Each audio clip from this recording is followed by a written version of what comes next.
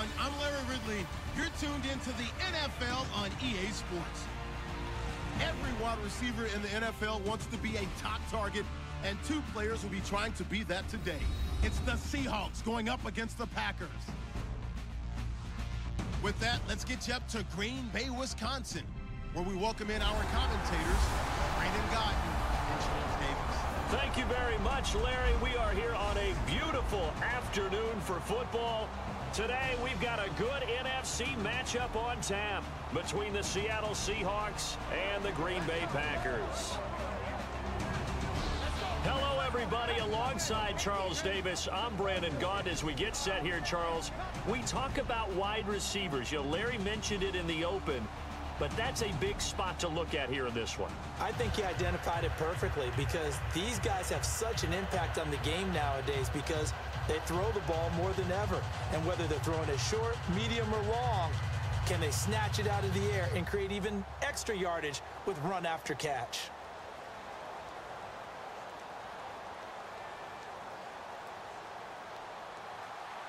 Steven Hauschka now about set to get this one started. And off we go from Lambeau.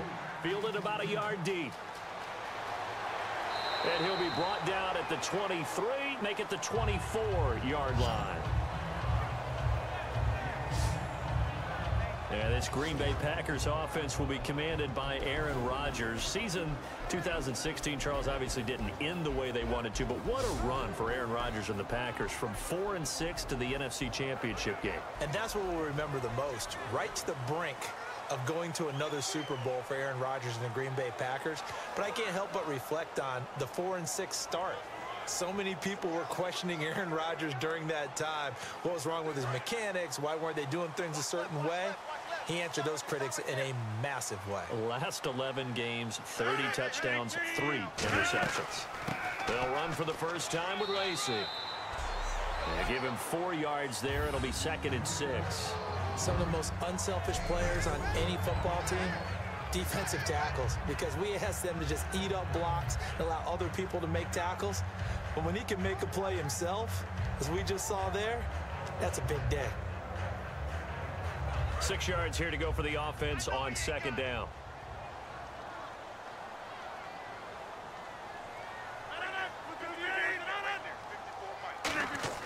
On 2nd down, here's Rodgers. In the middle of the field, he's got Nelson. That catch good for 5. It's 3rd down. And for this offensive unit, Eddie Lacy, sometimes he even has the Auburn fans saying roll tide. Now that's big right there because for them to say that, wow, that tells you how good a talent he really is. When he gets rumbling, the field tilts in his favor. Maybe I overstepped my bounds there a bit, but he's good. Brandon, you never want to get in the middle of Alabama versus Auburn. So just play number 3 here on the opening drive, and it's an early 3rd and 1.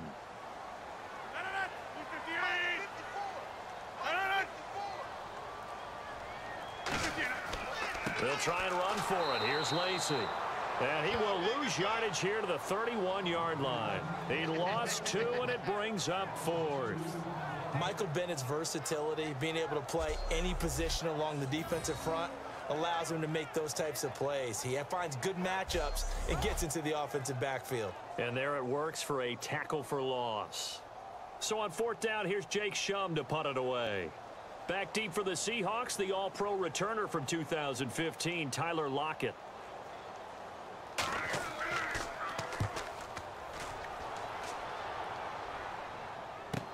Now it's Lockett. Good blocking there, nearly sprung him. As it is, it'll go as a 19-yard return. And it'll be Seahawk football, 1st and 10. And a Russell Wilson-led Seattle Seahawks offense takes the field. And last year, 21 touchdowns, 11 interceptions as we look back at 2016 for Russell Wilson. And made the playoffs, but the bar's been set so high in Seattle. And did you call this past year a success for Wilson and company? No, because that's what Seattle's all about. For them to not get back to the Super Bowl, none of them would deem the season a success. But I thought they made progress because, remember, that offensive line was in shambles. By the end of the year, they were starting to play a little bit better. I thought Justin Britt at center was especially good. But for Russell Wilson, he's proven now he can carry a team but he's better when they still are tailback-centric. A good run there on first down, and it'll leave them with a 2nd and 2. Earlier, partner, when discussing Russell Wilson, you said you think he's best when Seattle is running back-centric. Is Thomas Rawls the centerpiece going forward there? I think so, because of what he did 2 seasons ago before he got hurt. Because he runs that offense the way they want it run. One cut, downhill, get upfield, and Thomas Rawls is perfect for that. If he stays healthy, that allows Russell Wilson now to throw the play action, to bootleg passes that really hurt other teams defensively. And Rawls has youth on his side, just 23. This presentation of the NFL on EA Sports is brought to you by Snickers. You're off your game when you're hungry. Snickers satisfies. Alongside my broadcast partner, Charles Davis, Brandon Gaudin hits the Seahawks with a football to begin quarter number 2. They're looking at a 2nd and short yardage to start things out.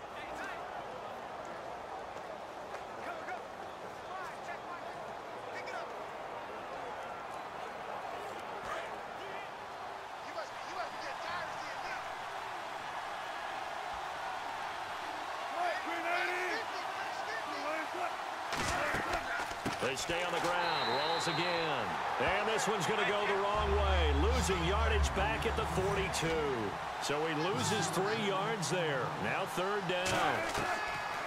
From the gun on 3rd down, Wilson. And he's got Lockett.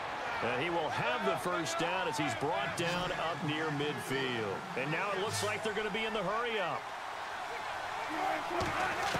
On 1st down, Wilson. His throw incomplete. He was looking for Thomas Rawls there.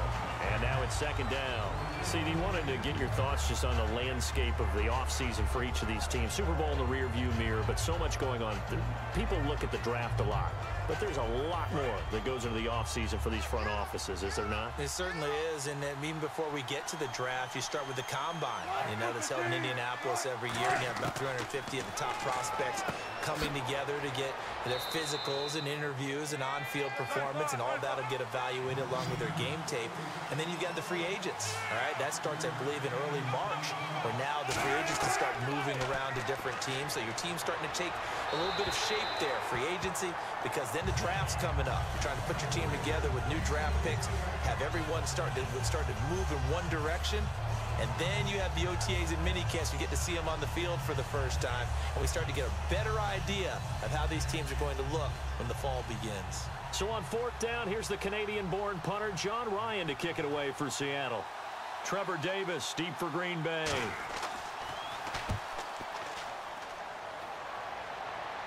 And out of bounds, sailed over, looked like right near the pylon. This one's going to be perfect. Directional kicking at its finest, right down at the 1-yard line. The Green Bay offense now about ready to take possession here. And they'll certainly be trying to do better than that first drive where they went 3 and out. And sometimes the first drive is just simply to settle nerves. You know what it's like at the start of a game with the emotion. Guys a little bit jumpy. You do. Oh, you understand the same way. It's just like us calling one, right? Making sure we ease into the game, let it come to us. Well, you went 3 and out. And now they have that opportunity. No, you didn't go 3 and out. I went 3 and out on that first drive. I'll try to do better here. Very tough spot here for the offense to start.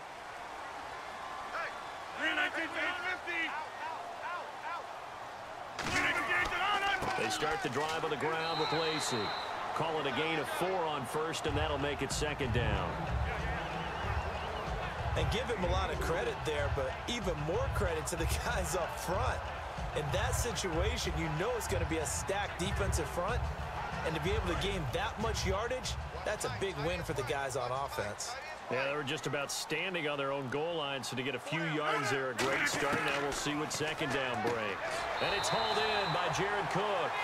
It's a 9-yard gain, and it keeps the drive moving. And there's a completion to the tight end. And look at the size of these players nowadays. At that spot, 6'4", 6'5", and up. A lot of guys used to be basketball players, somehow came back to football. That's really good for the game of football. You're getting better athleticism, great hand-eye coordination, guys who know how to control their bodies when they run their routes. Now a 1st down carry, it's Lacey. So we've hit halftime here in what obviously is a very fast-moving first half of play. As we send you down to our EA Sports Studios in Orlando, where we find our man Larry Ridley with our halftime report. Thanks, Brandon, and welcome to our EA Halftime Report. I'm Larry Ridley. It's a 0-0 game at half, so both sides obviously love their defense and hate their offense. Moving forward, we'll just have to see if it's the first to score that wins. All right, here we go. Let's take a look at some of the highlights from the first half. Hauska is going to kick it away. He'll actually take the punt out of the end zone, and he'll be tackled at their own 24-yard line. Packers will punt it away. Lockett's going to try for the return, and he's going to return the punt 19 yards.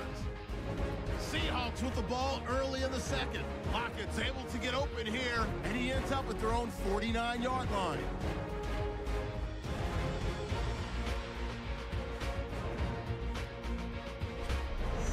Late in the first half. In traffic, Cook will make the catch, and that connection will lead to a gain of 9 yards.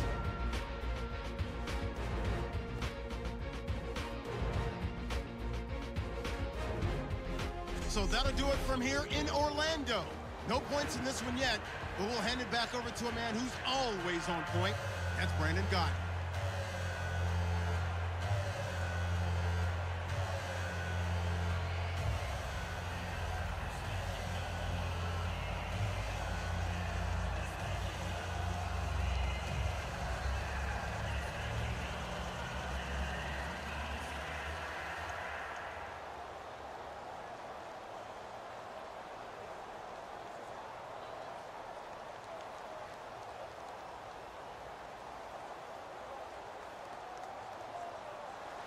Both teams appear ready for the fight ahead, and we resume action here in quarter number 3. Tyler Lockett now with the return. And he'll take it past the 25 and up to the 28-yard line. And out now come the Seahawks. There are 0 points on the scoreboard for either side. It'll be interesting to see what adjustments were made. The defenses have obviously been great. So if you like defense, this is a classic game. This is what you're looking for. But now you're trying to figure out how to gain any type of an advantage on offense. Is it through a big chunk play that they haven't seen before? Or is it just running your regular offense and running it better, trying to create an opportunity? We'll see which avenue they choose to go down.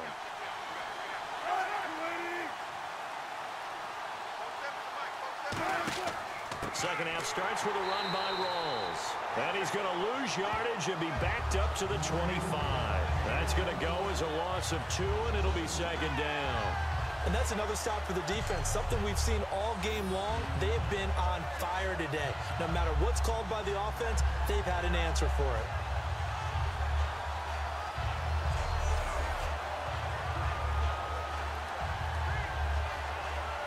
It's already 2nd and 12. The defense hoping to push them back more.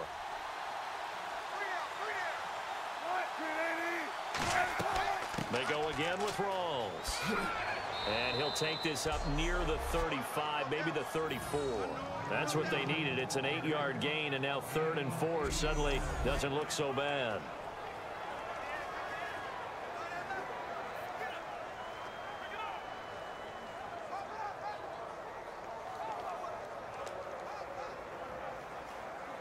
So they run it on 2nd down. Now let's see what 3rd down brings here for the offense.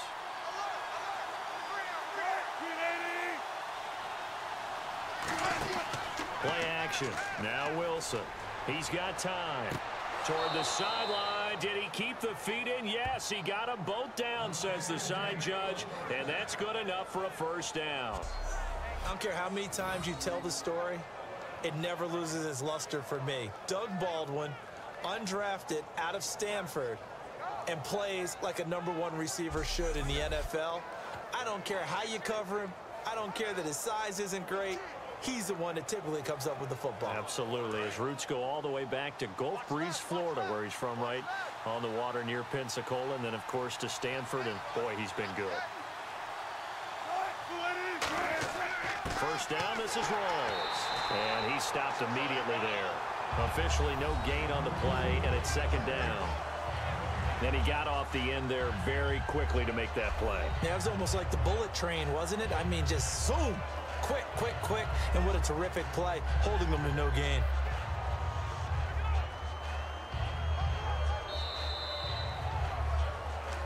So 3 quarters in the book, still no one on the scoreboard. We'll return with more after this. You're watching the NFL on EA Sports.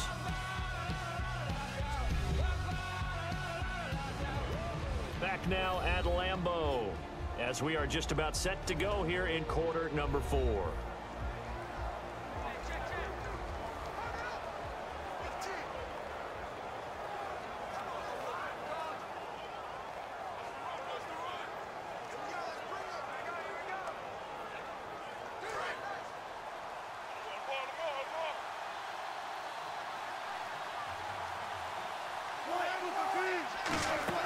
On second down, Rawls. It'll be a minimum pickup, and it will take us to the 2-minute warning. It's a pickup of 3, and we have now arrived at the 2-minute warning. Now Wilson. He finds his man, Baldwin. And he's going to have the first down at about the 38. I don't care how many times we see it. I still get a kick out of watching quarterbacks and receivers do the pass tree in pregame warm-up. But I always remember that when we go to practices, we see that after practices as well. They really tune it up, don't they? They tune it up. They know why they do it for these situations. First down. And they build that trust, and that's why they're able to find him in this type of a situation. Wilson going to give to Rawls. And he's going to fight it. And now a timeout coming from the defensive side for the Packers. It's just their first. They've got 2 more to use here in the final stages.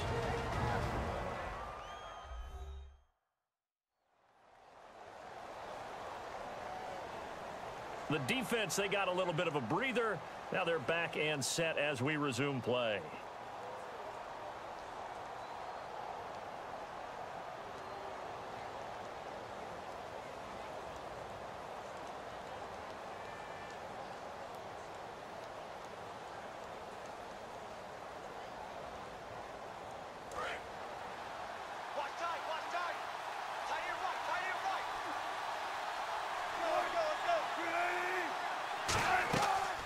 They'll run it now out of the gun. And he'll be a little... And now the Packers going to take another timeout.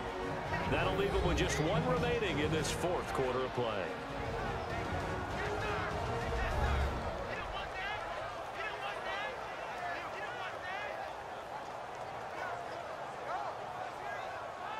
All right, so the timeout over and all 11 men back out onto the field for the defense.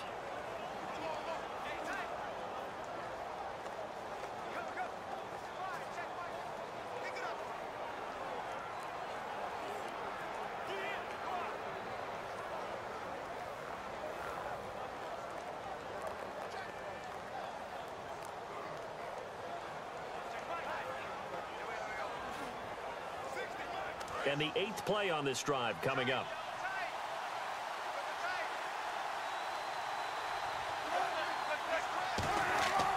Wilson a give to Rawls.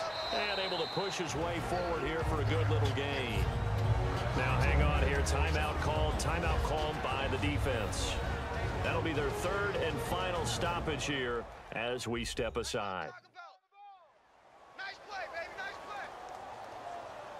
And now following that timeout, the defense back out onto the field.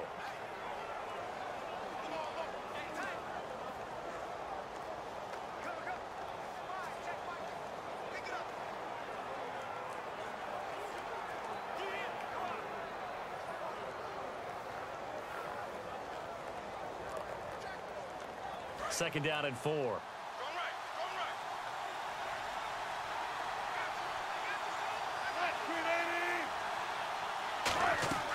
A 10th carry for Thomas Rawls. And he'll at least get him inside the red zone here, down to about the 19. Now whistles come in. We're going to get a timeout here by the offense.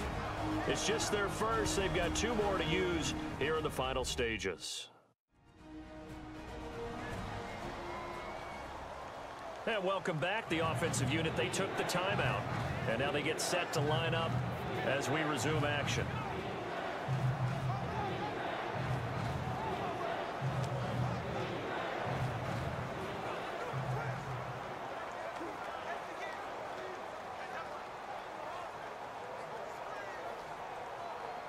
And this seemingly endless drive continues. They'll come out in the pistol.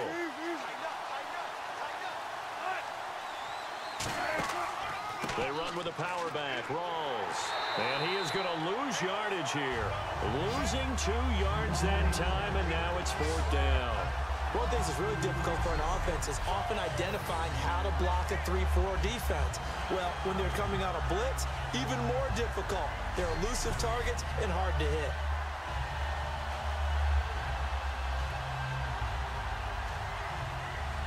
A pressure spot now for a guy who's been here before, and that's Stephen Hauschka. This to take the lead here in the final minute. And Hauschka's kick is good. And the sideline celebrates as they have taken the lead in the final minute. And I tell you, when it comes to needing a field goal in closing seconds, pressure situation, there's something to be said for having a veteran kicker trot out there. Agreed. It's so nice to have someone you can rely on, someone who you know has done it before. And this guy's as cool as they come, isn't he?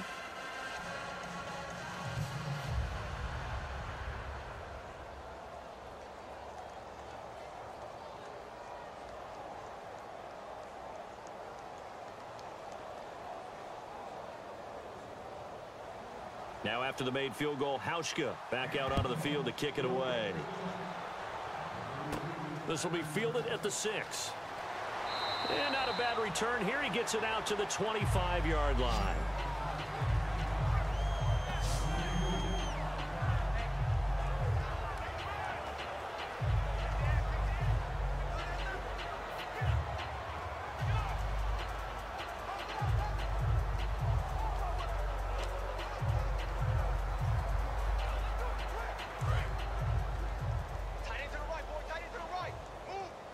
They come out 5 wide, 3 of them to the right side.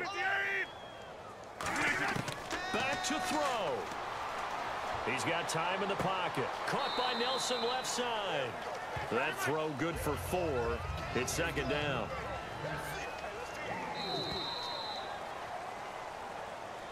Well, going into the final play of this game, they knew that they needed some type of a miracle there at the very end, but they couldn't get it done. However, we were treated to really a spectacular affair. Even though they didn't finish it off, you're exactly right. They took us down to the last play. We're still, you're wondering, could it happen? Possibly, even though we both knew it was a long shot.